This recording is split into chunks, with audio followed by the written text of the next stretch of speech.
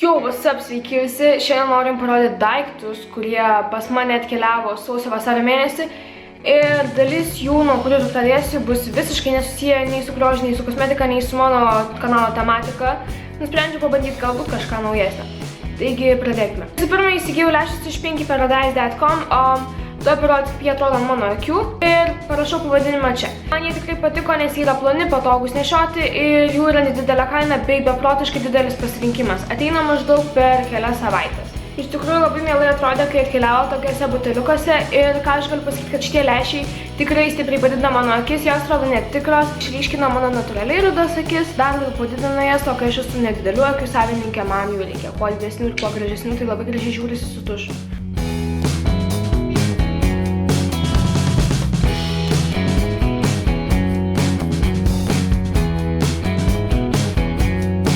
Dalykas yra knygutė išleista Lietuvos autorių ir kitoje pusėje turiu visus kontaktus, jeigu norite ją įsigyti. Tai komgi man patiko šitą knygutę. Tai turi spalvinimo dalį ir joje kiekvienas puslapis turi maždaug tokį išsidėstymą, kuriame yra pirmadienio planai, antradienio, trečiadienio, ketvirtadienio, penktadienio, šeštadienio, sekmadienio. Gali pasižymėti savo nuotaiką, savaitės iššūkis, savaitės citata, savaitės filmas. Ir jūsų užduotis, ką turite daryti, bei laisva vieta tiesiog užrašams. Tai tas padeda tikrai gerai planuotis laiką ir žinot, ką tu turi padaryti tam tikrom dienom. Tai tokių puslapių yra tikrai labai daug. Tuomet seka piešiniai, langeliais, eilutėm, šiais lapais. Netgi lapai, nežinau, jau matosi, bet jie yra taškeliais. Ir toliau seka vėl piešiniai. Ir beje, šio viršelio nuotrauką galima išsirinkti pačiam arba panaudoti vieną iš jums siūlomų. Man tikrai labai patiko šitos knygelės idėja, nes negalima padėti susiplanuoti laiką savo geriau.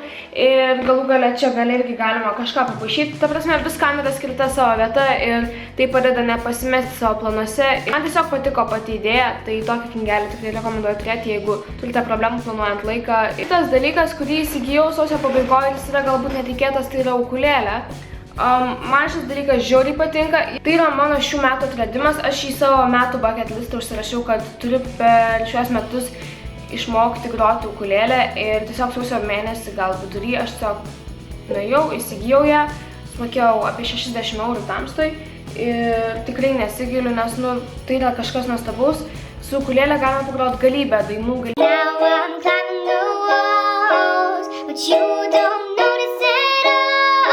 Žodžiu, čia yra tik tai viena dalis to, ką galima nuveikti su ukulėlė ir, kaip ir sakiau, tai yra mano atradimas. Aš labai džiaugiuosi, kad draugai mane pastumėjo ją įsigyti, nes, tai yra kažkas tobulo. Toliau yra toks dalykas nugarai. Komplektai jisai ateina su lipdukais ir su įvairiais priedais, pavyzdžiui, prikabinimui prie rūbų. Jo tikslas yra pagerinti jūsų nugaros raumenis ir tiesiog prisilipdžius čia, paspaudi mygtuką, turėtų girdėtis dabar. Kai paspaudi mygtuką, jisai suvibruoja ir užfiksuoja jūsų buvimo vietą ir kai tik tai jūs minutę arba ilgiau esate susikūprinę, tai jis suvibruoja ir tai primena jums apie tai, kad reikia išstiesti. Man šis dalykas visiškai nepasteisino ir nepadėjo, nes turiu skoliozę, tai jau nėra taip lengvai pagydoma, kaip tiesiog ydinga laikysena. Nežinau, galbūt kažkam kitam jisai tikrai padės, bet man jis nepadarė naudos, nors aš nešiojau visą mėnesį taip, kaip reikėjo. Ok, kadangi čia yra random daiktų, perėsiu prie random drabužių, pavyzdžiui, maudimuko. Aš nusipirkau maudimuką sausio mėnesį. Like, what the fuck? Žodžiu, jis yra tikrai labai gražus, jis turi čia paminkštinimus ir dėl to nieks nepersimatys, kai jums bus šalta. Bet man, ko tikrai pritrūko, tai aš norėčiau, kad čia nugaroje būtų sujungimas tarp šitų dviejų dalių. Nežinau, tokia virvelė ar kas, nes toks kad krūtinė iššoks pro kraštą, bet šiaip tai yra kažkas žavaus, jis turi tokias grotelės. Čia jo kaina nėra didelė, bet matosi, kad pasiūtas kokybiškai ir aš jau esu išsidėjęs, man jis labai gražus, labai patiko ir tiesiog aš laukiu vasaros, kada galėsiu prie jūros arba prie ežero varyti ir pasidaryti fotošiūtą su šituo maudimuku.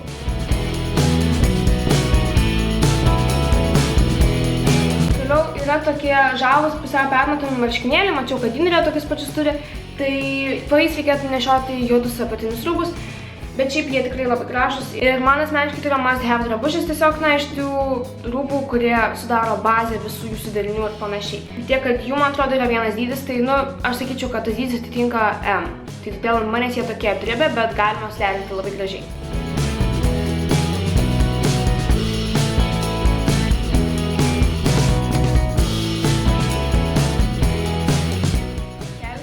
XS, atitiko idealiai, iš tikrųjų reikia tik tai išmatavimus visus gerai pasižiūrėti. Viduj pamušalas gražus, iš išorės irgi be jokių defektų, turi kišenės ir turi vieną susegimą. Esu pilnai patenkinta. Tai tikrai patiko ir nesigiliu jį pasiemus.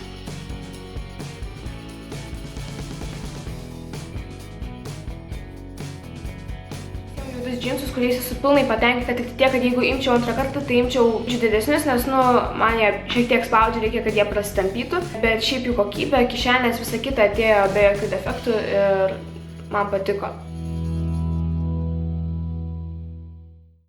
Megztinis, kuris taip pat yra vieno dydžio, tai ant manęs šiek tiek apdribęs ir kad jį užsidėti reikia mokėti derinti rūbus, todėl jeigu nemoka derinti rūbų, geriau nerizikuoti. Bet šiaip jis yra šiltas, smagus, minkštas. Man trūko kišenių, jis neturi jokių kišenių, tik tai kišenių imitacija.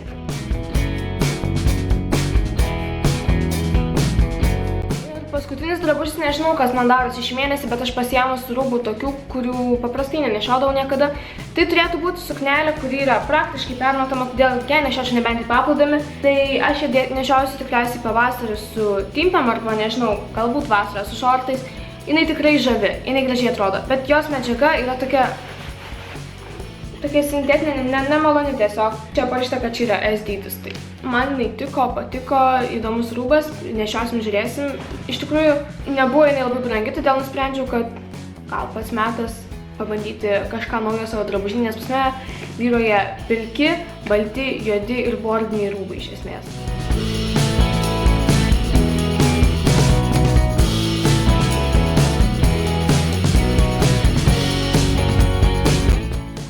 Papuošalų iš AliExpress, nes nusprendžiau, kad šį mėnesį noriu grandinėlių. Ir pirkau štai tokios parduotuvės, o nuorodas paliksiu apačioje. Mane nustebino tai, kad jos yra dėžutėse, kurios yra prabangios ir gražios. Ir viduje viskas sudėta štai taip. Kas mane tikrai nustebino, tai šita kokybė šitų gaminių, jie yra iš sidabro, mažai to tikiu, bet tai čia yra tokia nedidelė lapė ir jinai labai gražiai atrodo, jinai turi netgi užsegimą štai šitoj vietoj, tas mane tikrai žavi, kaip atsakingai yra paruoštas gaminys. Ir ta grandinėlė tikrai nėra ilga, todėl tikrai elegantiškai atrodo prie kūno. Ant kito vėrinio yra parašytas Smile. Jis vėlgi nėra labai ilgas, bet jis mano nuomonė visai dailiai atrodo. Kitoj pusėje turiu tokį įdomų ženkliuką, nežinau jo reikšmės ir prasmės, bet tas vėrinys man visai patiko, nes jis yra toks minimalistinis ir visai gražus. Ir trečias vėrinys man labiausiai patikęs yra tiesiog su žodžiu Always. Ir jie yra tokie minimalistiniai, tinkantis kasdienai prie bet ko. Dėl to jie mane ir sužavėjo. Ir paskutiniai du dalykai, tai yra dvi naujienos iš Maybelline. Jos atėjo pas mane visai neseniai, bet aš jau spėjau jas įvertinti. Tai ši lūpdažių paletė yra žiauriai nuostabi. Jin turi primerį, tokią kaip linerio spalvą ir tokią užpildymo spalvą bei highlighterį. Man atrodo, kad tai yra viskas, ko jums reikia tam, kad pasidaryti lūpų makiažą gražų. Ir iš tikrųjų šitas spalvas galima miksuoti iš gal dar daugiau. Dėl to man šitą paletę tikrai patiko. Ir kai aš pasidažau šitų spalvų lūpdažių, tai išbaigimas nėra visiškai matinis, bet jis nesausina lūpų ir atrodo ant lūpų labai gražiai. Ir nesusidaro tą liniją, kaip būna susidaro ir negražiai atrodo. Šita paletė yra tikrai super duper. Kiek žinau, yra ir neutralių spalvų paletė. Tad dėl šito dalyko aš Maybelline pykstu, nes turėtų būti korektorius, maskuoklis ir highlighteris. Tai pasiteisino tik tai va šita dalis, nes jinai kažkiek maskuoja patį. Čia pigmentacija visiškai netokia, kokia yra pakuotėje, o highlighteriai sunkiai sklaidosi ant odos, dėl to man tikrai nepatiko. Toks trumpas mano haulas, tikiuosi, kad kažkas iš tų random dalykų jums patiko. Ir jeigu planuojate groti ukulėlę, oh my god, ta prasme, aš tikrai rekomenduoju, tai yra nerealus dalykas. Tai yra mano šių metų atradimas ir aš tikiu, kad jinai mane lydės visais vasaros vakarais prie laužo ar tiesiog mieste su draugais, nes tai yra nuostabu, tai yra labai gražu. Ačiū labai, kad esate, ačiū 26 000, jūsų yra beprotiškai daug ir susimatysim jau greitai, čiau!